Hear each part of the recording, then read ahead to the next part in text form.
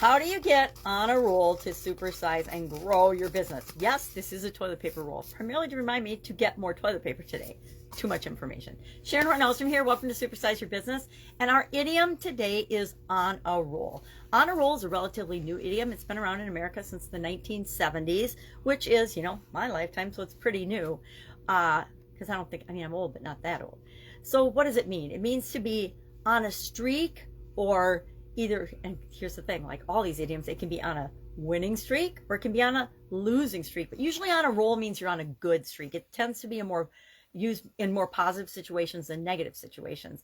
When you're on you're doing intense activity, when you're engaged in a project, when you're super excited about a project, people will say, hey, I'm on a roll, don't interrupt me right now.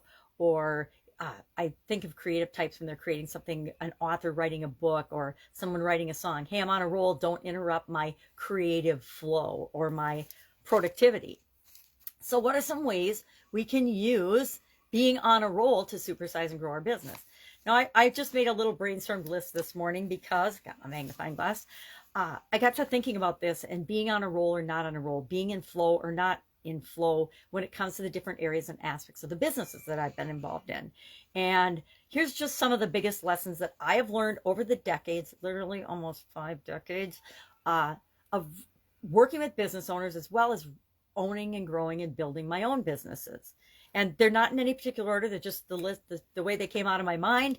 So just, I'm just sharing them because I think that we can learn from one another and not have to make all the same mistakes ourselves.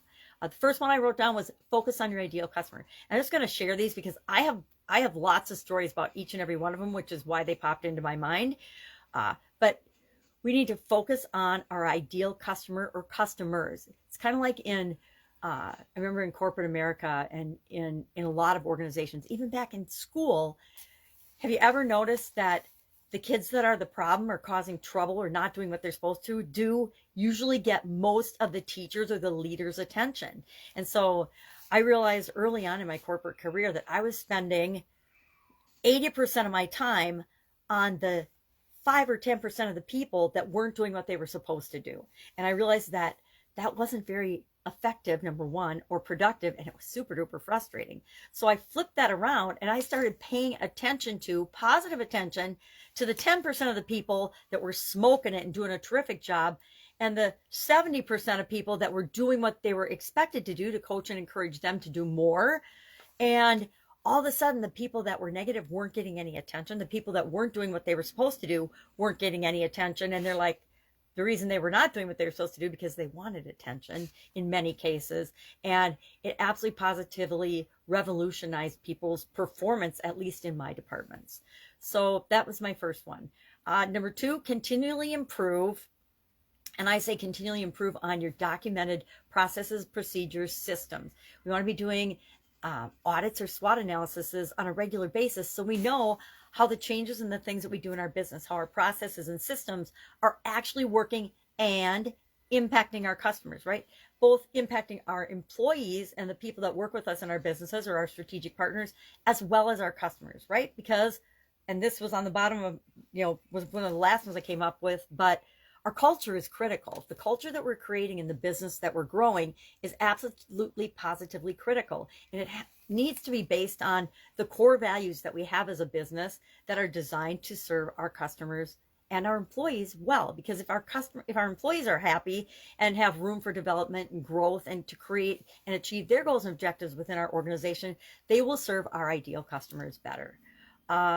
Model and implement what works. So often we'll do something and we get a good result, but we never do it again. So we want to remember to pay attention to the things that work and do more of them, and then absolutely stop doing the things in our organization that don't work. Sometimes those are in customer service. Sometimes those are in sales. Sometimes those are in production or maintenance. But we need to pay attention to all of those things.